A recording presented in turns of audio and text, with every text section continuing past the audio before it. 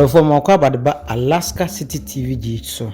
Ene so ye woni padema wonde. Em se ye ka se obi tenkran. Na so wote kasoa, wo hwe kasoa mpatam ho, nyen kasoa nkwa. Yesi be kan general kra. Sisi no enkran sensu to nkran ehu dodo. Ehu. Chese ne yekobɔ hwi kofa kasoa. Chese eswoni se okakire. Ekwan na wodi firi kasoa eba no. Ya enu besia kwa akra no. Ehono uduru SCC wonum na dan building sa building yesi hoyi sa building we mu na ekiti sa problem no ensuo to biara na ho ayiri ka nkoma wo ka afo na ka na ka ho hwe ka esi onyina asese yo ka si nyina sese enti sa dan abrosambo so mu siesu enti no sebe mpanufo bia enti mu no mu mpa bibi mu no mu mbudan mu no mu ma omu nyagata kese nto wa abra ensuo to a ensuo ntimi nta kwam wa na pese mbusa sa asem no ama nne chese traffic obi okaso woko eyie sebe wo otu kwa kwa bidie wa bidu obidu na jo traffic at 24/7 ya hu ze nadmo fone na mo nadmo fone na mo mehudo mayeye so sabi ambulance kura nkofo yeli ambulance di obi besina akokra mpo no ambulance atia fa baabi ya bi onya kwan akọ akompo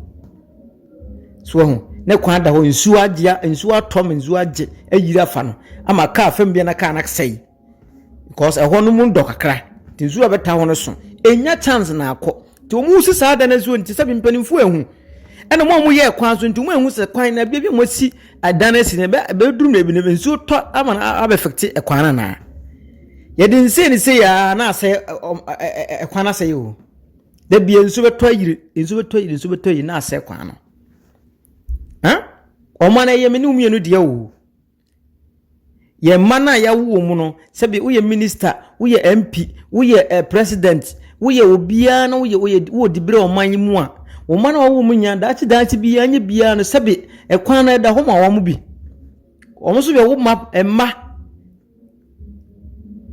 wo bana wa wo na ba sa asi so no ono be ware abe wo obe wo ma sa wo ma emma ne ma so be wo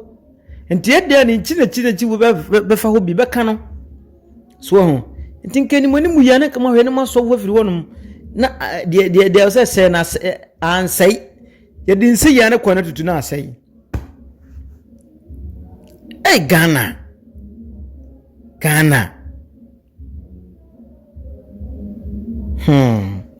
ye cha Africa countries ni bi mum sebe ye mpeni vo yenga so mo nyi bi maye bi nipa ya de osayiye sebe mpredlos nipa oya ade a osayiye MPP for ba so NDC for ba so mo ye bi MPP for so ba o mo so ye bi pa ye mgu so mo ye enti no me de ma dwen se kakra me wo ma mpeni vo mo manyi mu sebe ministers MP o mo asebe ye to ba mo empesu ya so wi a ye hu o mo no o mu nyai sa ade no MPB na minister bi ba ban mu na ye stand bi ne yetuma ne se kim yetuma ne wi a ye hu ne bi ogisa afena so yi abia so moto abansa ne ye hu ne kromo no idi nto se basa ndi kwa se basa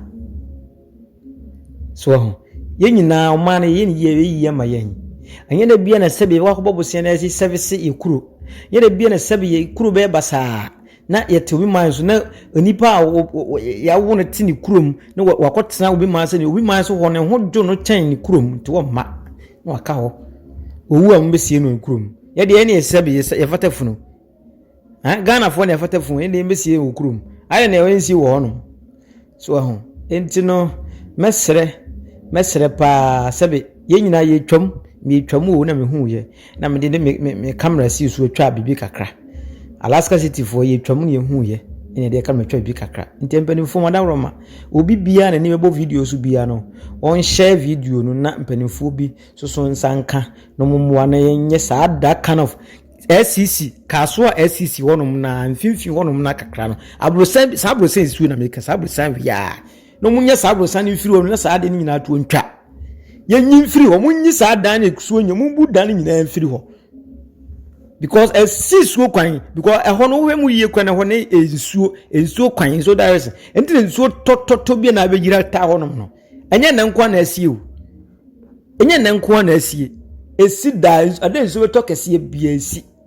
enti ye ha mana se yansa na yo madam ase Alaska City TV TF nyina madam nyina mase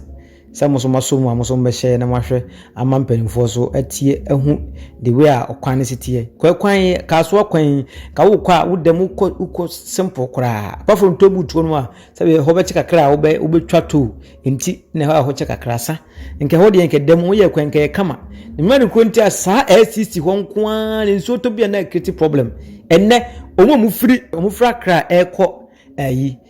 kaso krum eko mankasim ne saa no omo kwan yaje na yafa half na omo free kaso be sen akwa akra so afa half na one way mu two double way ba ko da ho kwana ensu afa timadawroma mo ye hwe na yenye ni yie ne yeye me nyina wai madam ase bebre nyame hire obi bia.